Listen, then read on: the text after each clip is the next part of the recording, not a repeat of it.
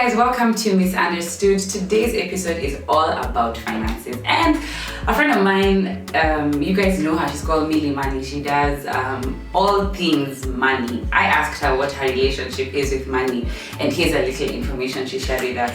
Thanks, Millie, for sharing it. Yeah, so when did we officially start dating? That's a good question.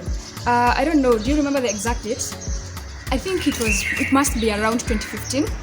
I know in 2014 we started getting a bit serious, but in 2015 is when we officially started dating, and yeah, that is when it started getting a bit semi-serious, if I would say. Yeah, how did we meet? Well, I think we've always known each other. Like since I was a child, I think we've grown up together. I've seen her mom and my mom were sort of kind of friends. So yeah, I would say we've known each other all our lives, really. So I wouldn't say when did we meet, or how did we meet kind of situation. But I do know in 2014, you remember, it's like Caroline Motiko who brought us together. Yeah, so it's really Caroline who brought us together and kind of made this official where, okay, you guys, what are you doing? Get serious. Yeah, get serious in this relationship. If you're doing it, you do it. If you're not doing it, pia muachane. So I think that is what I would say about how we met. But we're childhood friends. I have known her since I was born, really, since I was a child. Yeah, we've gone through our ups and downs. We've had a lot of ups and downs. I would say that for free. Yeah, we've fought. You remember the time you used to run away every single month? You remember? Yeah, so we would have this major arguments. She would run away for a full month, not come back until the next month, and it was complete chaos. And really, why were we fighting? It's because I didn't understand her. I didn't understand how she works. I didn't understand what she wanted, how she wanted to be treated. So it was always a big case of misunderstanding. Hakuna communication, so they don't know me, I don't know them, and that is always bringing a lot of fights. So I think from when I started putting in the effort to understand what she likes, to understand how she's like, I think that kind of started making things a bit smoother, and to have those kind of big fights. But it was big trouble. So how did we get over the hard times is a hard question, but I would say everybody contributed to some extent. So there's me getting to know her better, but also like even my mom trying to teach me how, these relationships are built and how they become sustainable. We went to, we had many online counselors. So we tried just to kind of figure each other out, especially on my part, because I was the one who was failing. And that is what kind of got us through the hard times. Yeah, so right now our relationship is fantastic. I am happy to announce that we are engaged.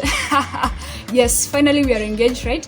And it took me all of August to kind of plan and prepare. Then on 6th of September this year, I proposed and she said yes. So I would say our relationship is blossoming and it's public and we just love it. So we're in a really good space.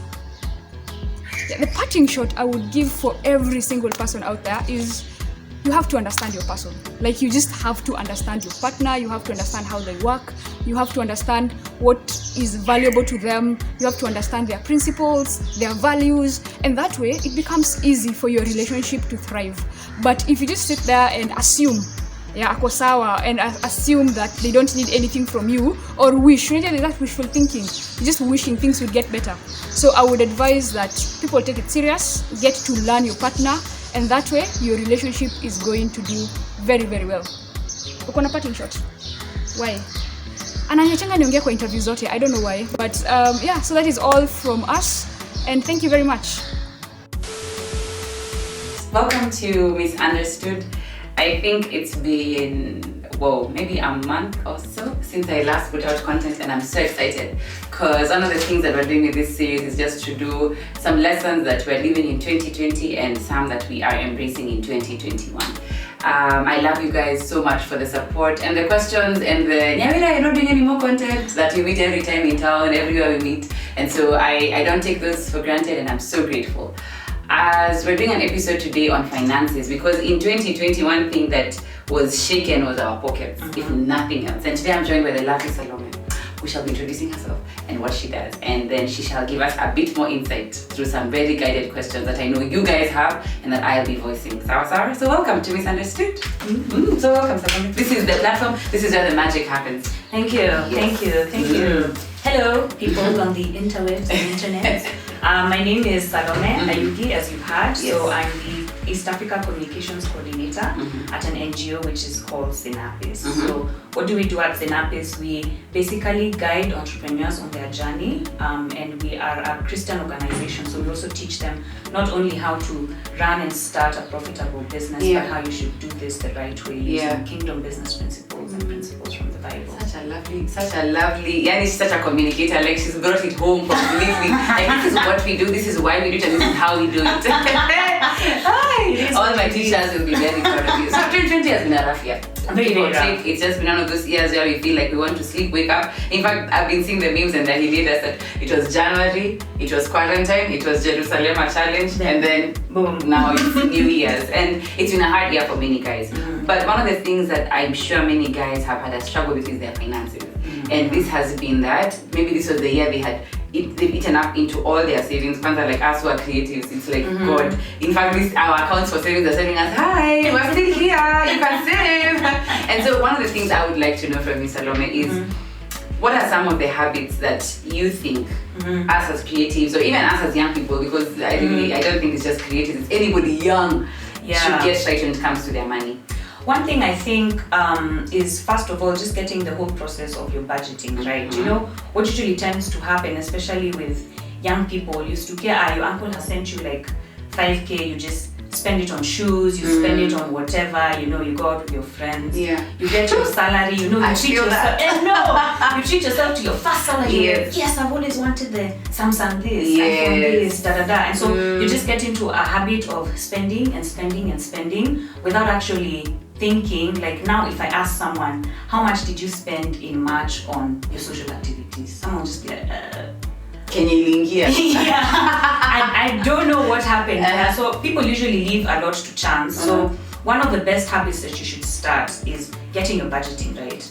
And you just don't do this by, okay, you know what, I make 50K a month, I'll set this aside for this, set this aside for this. First of all, you really need to set and track your expenses. Okay. So you get into a habit of every single shilling to the cent. If you walk into Carrefour and you buy a PK for 5 bob, 10 bob, you should write that down. Whoa. So even if it's for, I'd say a minimum of possibly 1 month, but I think like 2 months is ideal because now you start seeing your trends. There's so many apps you can find on Play Store, as in to at least help you. Like I personally use one that's called Money Manager.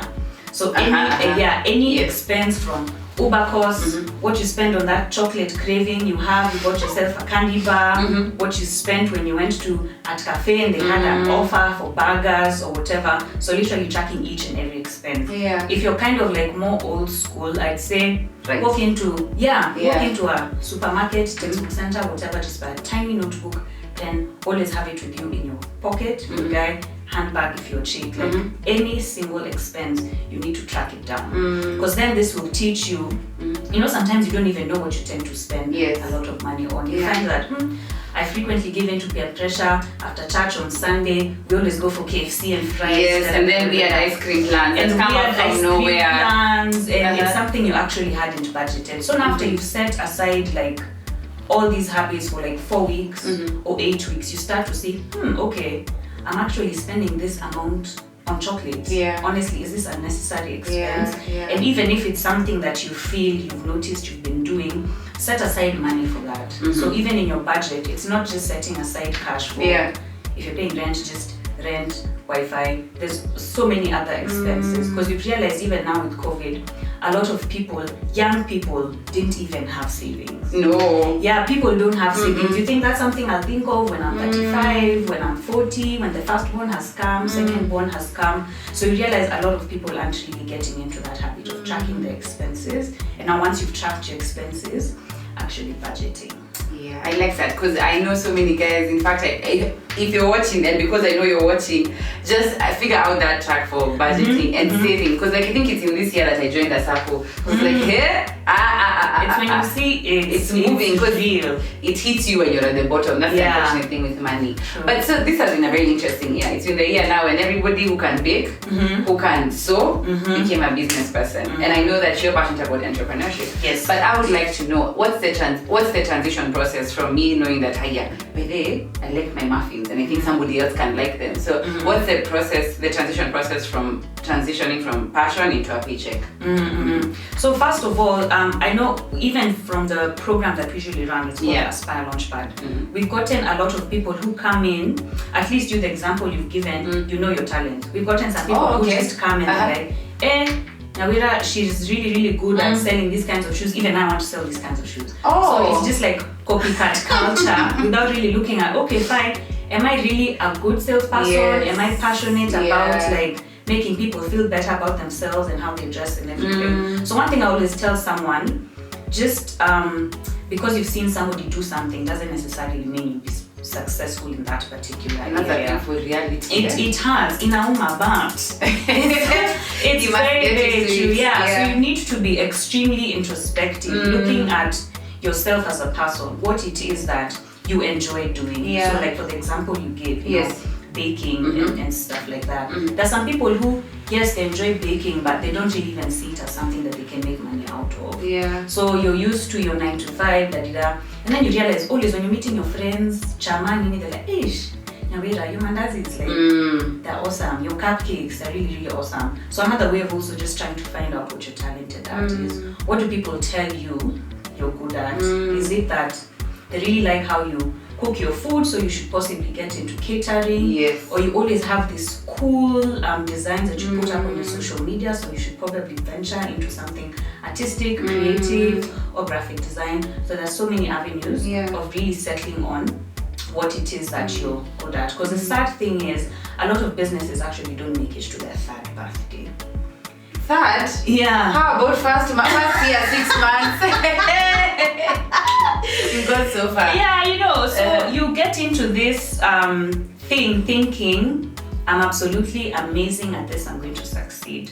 And a lot of businesses, as you even mentioned, don't even get to see their first birthday because you get into business with misconceptions. You know, I wouldn't advise someone, yes, your cakes are absolutely awesome, but if it's something that you're doing on the side, at least make sure you have enough clientele to be able to sustain yourself before you kick your 9 to 5 to the side completely. And that's a very interesting, because I was going to ask you that question. So because COVID did us dirty this year, many guys lost their jobs. Many guys realized, hey, now I'm home this whole time, now what do I do? And so they pivoted to their passion, and many guys are like, now do I have to go back to employment? And so what you said has made me ask myself is, so I had a job, should I continue? And now this hustle is giving to me exactly what I need. Would you advocate for going back into formal employment and then still running my car thing? I think it actually just depends on how your caffeine is doing at the time. If you find that it's something that's able to sustain you and you're able to pay your bills and everything, then honestly, I mean, we all work not because like you're happy with your life and everything. The real sense is you want to meet your needs, money to meet your needs, pay for rent and everything. So if it's something that's able to sustain you, I'd say that's completely fine. I know so many entrepreneurs who it got to a point, just as I told you, because of the misconceptions you had. You know, you thought that okay, this would do really, really well. And then, you know, vitu kwa ground, very different. They humble. I know, you set this thing up and then you realize, oops, okay, this isn't working out. So you have two options. You can either go back to the drawing board and re-strategize, or even then, if you have another opportunity to get into employment, at least to save more money to keep your business sustainable, I'd highly advise for that. Because one other thing that really affects businesses is cash flow. Yes. You see, just with the misconception, you're getting into it like full blast. You know, I have all this money in savings. I want my bakery to be somewhere noticeable where the rich people live. I rent a place in Karen. You realize you've exhausted all your savings in the first few months. So if you found yourself in that situation where you're literally at wit's end and don't have enough money to sustain, there's absolutely no shame in going back to employment, at least ensuring you have that capital. And even as you're back in employment, that's even more time for you to do market research. Yes. I go back and to that's so the important. misconceptions. Exactly. Completely. People get, I know, the ego, you're like, my cakes are the most amazing thing in the world. There's no reason people will not buy my cakes. And your sample is 10 people. Exactly. And then you get out, you're like, okay, competition is really stiff. So you really need to understand your market, regardless of what product it is you're doing. Because people often tend to start from the end instead of the beginning when it comes to the entrepreneurship cycle. You have this idea, you have this business, you have this service, you force feed it to your consumers instead of actually understanding, okay, so what is it that there actually is a need for with this consumer, this particular customer segment that I can provide for. Because if you do it the other way around, you're running an expensive hobby, honestly. And it's running you down. Yeah, and it's running you down and so you're making losses. Yeah. So even if someone sees that the business isn't doing so well, that's actually a signal for you that you're possibly either pricing wrong or targeting the wrong customer segment or wrong audience. So you need to go back to the drawing board. So going back to the drawing board isn't just you asking yourself, okay, what other awesome thing can I do? But even just based off of the skill set you have, just trying to see, is there an actual need for this in the market before you get into it? So well said. So 2020 is over. Thank you, Jesus. And I know it's been a rough year for many guys, and if you're watching and you've just had a really rough year, hang in there. We're going through this together. 2021 shall be better. I am convinced. But what trends do you think, when it comes to money, we should leave in 2020? Yeah, like this one. By the way, when we close that year, like this midnight 31st, we close it and we leave it there. I'd say one thing is complete impulse spending. Just as I said, one habit people should completely leave in 2020 is kutumia pesa tu kiholela. Because it's been a real reality check that money won't always be coming in. Even if you're employed, you can easily lose your job. And one other thing that people should leave behind is not having a backup plan. Because especially when we're young, you tend to think this thing about saving, retirement, pensions, it's something that you handle when you're 50, 55, 60. But just when it goes back to budgeting, I think one habit people should carry into 2021 is the 50-30-20 budgeting rule. That's what I'm here for. Please. So there's a former US senator, she's called Elizabeth Warren. So she came up with this budgeting method. So it's called the 50-30-20 rule. Of course, adding all of that up comes to 100%. So 50% of your earnings should be now for your needs. So the needs, that's my things, basically things food, you cannot shelter, survive without. Food, shelter, clothing, utilities, bills. Yani, if you don't sort out this bill, you're either kicked out of your house, you don't have power, you don't have water, you don't have food, you're sleeping hungry. So 50%. 50% of your earnings.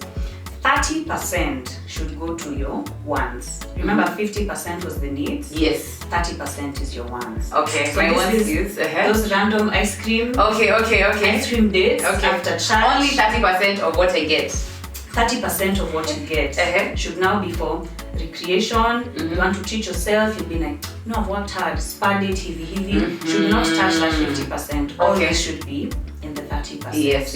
Social activities. Treats to yourself and everything, and then 20% should be for savings. So 50% should be needs, 30% should be your wants, and then 20% should be your savings. So why it's important for you to now budget properly. That's so helpful, my God. I feel like it's so organized. I love it. So you should always be tracking expenses, especially before you start budgeting. Because what will happen, if you're having a lot of impromptu expenses, you'll be tempted to eat into, you know what, for just this month, I'll eat into this cash for savings to do like this. And even when you're budgeting, as 2020 has shown us, so many things can go wrong. So it's extremely important to have an emergency fund. Not just an emergency fund for if another pandemic comes about, but if you have a car, you can be hit, this person has, how are you going to pay that? I can get sick. Exactly, you can get sick, and a lot of Kenyans actually don't really take health insurance seriously. Like if it wasn't for NHIF and some companies providing like health insurance for their employees, a lot of people would be paying health insurance for themselves. So instead of being slapped with a huge bill in hospital, at least have your own emergency fund. Yeah, even if something happens in your family, there's a certain loss or something, you really need to plug into that. At least you already have some money in a piggy bank. Yes, for your rainy days. Exactly, for your rainy days. That's fantastic. So one is avoid impulse buying.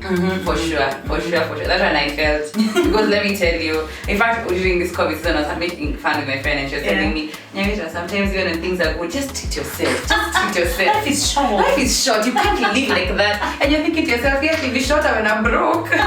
So I like that for impulse buying. And then the 50, 30, 20 rule. But in that 50, 30, 20, because this is now another dilemma for us ladies, is that you'll be told there are like 10 bridal showers, 10 baby showers. So is that in my 30?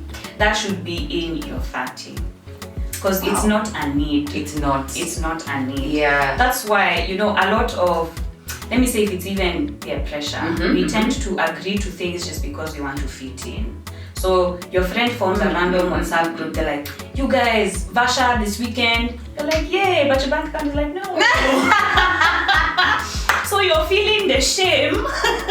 You're feeling the shame of pulling out because of what these people will say. But you can't afford it. I know, but you can't afford it. Imagine if you can't afford it, you can't afford it. There's actually no need for you to get into debt so young, and it's something that isn't necessarily bringing in returns, or it's not money that's like buying itself. Yes.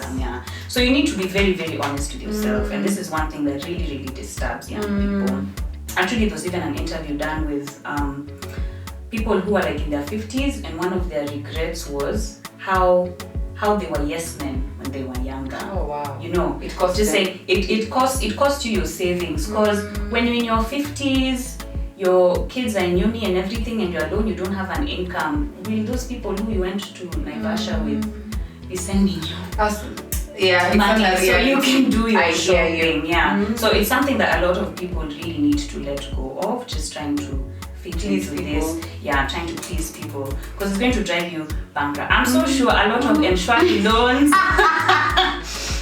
in January, people will regret the plans they said yes to in December. So even just like thinking ahead. Of course, if your friend is getting married, she's not getting married like tomorrow. Yes. So you'll even know, okay, it's in like 3 months. Is there a way I can say goodbye to that like spa date I wanted to take myself out on and put that January and put that money aside, like at least to cater for the dress. Then cash I would have used for my wants for this particular month. I can use that to buy the shoes. Like plan. You need to plan. Guy. You really need to plan. It will cost you if you don't. It will definitely cost you if you don't. Gosh, that's crazy. It's crazy. Wow. So what's been the hardest thing for you when it comes to financing for you as Salome? Because it's easy for you. So many guys would think you're here as the god of all money. Like when you walk in, there's order, finances are mine. But for you yourself, like what's been a hard thing for you? One thing, I don't know if you've noticed, I was giving a lot of examples of chocolates because I'm an extreme sweet. Okay. We are many. I noticed a lot of my spend was actually going to junk food. Oh wow. Yeah. And I think I noticed that. I think I was stress eating that time, especially after COVID. I'm like, so much uncertainty, gulp, let me feel better and everything. So I was really, really spending a lot on junk food. So I'm just at home, KFC, Uber Eats is there, discount. And once it was free. Yes. Use this code. You'll meet me. Actually, if you just see my Uber Eats receipts, it's honestly a pity. That was like my number one struggle. I think the reality check came in when I was like, okay, let me just see how the half of the year, how my finances have been doing, how my money has been going. And I saw the amount of money that was going into food. You said enough is enough. I was like, it needs to stop. I even started a diet. What? Yeah. Just to check yourself? I needed to get rid of those cravings. Wow. It was it was bad. That's so drastic. I love Really, it. really bad. Yeah. So now the good thing with tracking your expenses, you even get to see where has most of my money been going, so that you see if there's some habits you need to cut off. So I just started like snacking healthier, you know, instead of grabbing that Snickers bar. With a kg of carrots. Yeah, it's nothing to a bucket of KFC. I know, and then there's so many chicken. other like healthy eating options. They are. Fruits and nuts and stuff for snacking. So that was a real struggle. My other one was whenever I see a sale, the word sale, I'm just like, I had to buy. And one thing I realized, these people, you know, it's usually like reverse psychology, because when you say the word sale, you're like, wow, I'm saving 2,000 off of this. This is a really good deal. But if you look back, you're like, did I really need to buy that? So I was reading up about like how to stop some of these things, and they said if you are tempted to impulse buy something, just sit down on that thought for 2 to 3 days and see if by day 3 you still want need it. that item. Yeah. If you don't need it, by the way, it's never that serious. It just means it's something you just want, like, Yeah, because let me just let you know, this Black Friday season, you know the way Instagram has the save option. I think I'm oversaved. There's some pages that I just think I'm crazy. Imagine I'm always just, how much is this now? How much is this now? And it's crazy. And it's things in the way you don't need. Because the way Exactly. like, why you need like 4 vases? For what? It's never that serious. imagine it's never that serious. Because you always have one set of flowers only in one. So Exactly. Yeah. So you find yourself like, okay, fine, it's a sale. You've bought like 4 pairs of shoes. You don't really need those 4 pairs of no, shoes. you don't. In that moment. Yes, you know. Yes. So you look back at like all these impulse sales I gave into, you realize, well, it was 1K here, 500 bob here, 2Gs here, It can even come to like 10 or 15 Can Gs, you imagine? like, throughout the whole year. That 10 or 15 Gs, you could have directed that to like a money market fund, could have easily gotten you like profit on top of that. Yeah. So it really opens your eyes. Money is always a tricky conversation. Always. It just makes you feel like you're naked, now we're unequal. Completely. Yeah. But the beauty about 2021 is that we're getting our money right. And this series is not to make you feel like you failed in 2020. No. It's just for you to feel like the conversation can continue and continue and continue. So Salome told you guys about how the organization she works with, which is Sinapis. And I think you guys should check out their pages. I'll put the link in the bio, Chini. But just check them out. They have some really nice programs and really nice workshops. Some like it's necessary information. In 2021, sichezi na pesa. Don't play. That's what we're here for. Yeah. And they're willing to help you, and I like that they're also kingdom oriented. So it's not strange principles. Yeah. So please just check them out. And if you have any questions about money, keep them in the comment section. I will make sure Salome is there replying like hotcake. Yeah. So have an amazing time, and thank you so much.